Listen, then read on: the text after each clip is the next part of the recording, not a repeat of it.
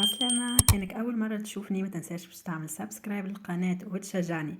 رجعت لكم اليوم فيديو جديد وريسيت جديدة اللي هي ريسيت البيتزا التيري متاعنا.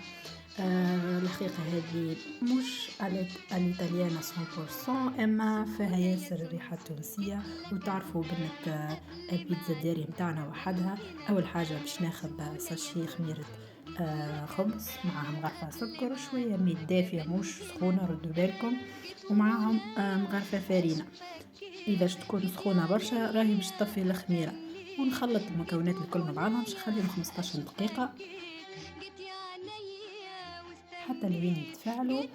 وباش نبدا نحضر العجينة بتاعي. خديت 500 غرام فارينة، غربلتها، ومن بعد باش نجي نحل هكا شويه في الوسط ونصب هذاك الخليط اللي حضرته من قبل. باش نضيف مغرفه صغيره ملح، لان الكميه اختياريه حسب نتوما شنو تحبوا. وباش نزيد كعبه ياغورت ناتوريل، ونبدا نعجن بشويه بشويه بيدي حتى الفين تبدا العجينه تتماسك وتشد روحها بشويه بشويه. مبدئيا لنا باش نزيد نضيف كيتا زيت. كيتا زيت يعني مش برشا، ما يقابل زوز مغارف كبار. ومن بعد كيف نكمل نتحصل على عجينتي باش نزيدها الزيت كما تشوفوا كيما هكا قبل ما ندخلها في حاجة بلاستيك، وباش نخليها ترتاح لمدة 24 ساعة. ومن بعد نبدا نحضر معاكم الصوص طوماط. خذيت حارتين طماطم قصيتهم كما تشوفوا بالطريقة هذه. حميت الزيت زيتونة فوق النار وصبيت فيه هذاك الطماطم ديريكتومون وخليتهم يشخشخوا. ومن بعد باش نبدا نفوحها بشويه بشويه. حطيت مغرفه صغيره ملح، وباش نحط شويه فلفل اكحل على طرطوشة المغرفه.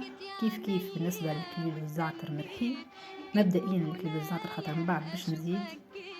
وحطيت مغرفة صغيرة طماطم معجونة هكا باش تضيف لي اللون.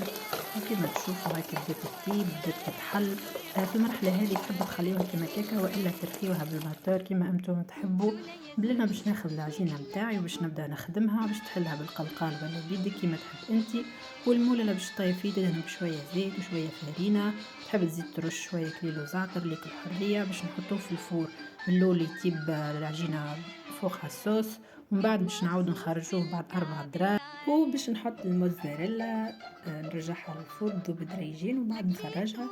وباش نحط القية التن والمعموس واللي نحب. بالطبيعة مش باش ندخلهم الفور باش ما يشيحوش. وكما تشوفوا النتيجة ان شاء الله تكون عجبتكم ونودكم ولا نشاهيكم كالعادة. ان شاء الله يكون عجبكم الفيديو والريسات. ما تنساوش باش تشجعوني بالتعليقات.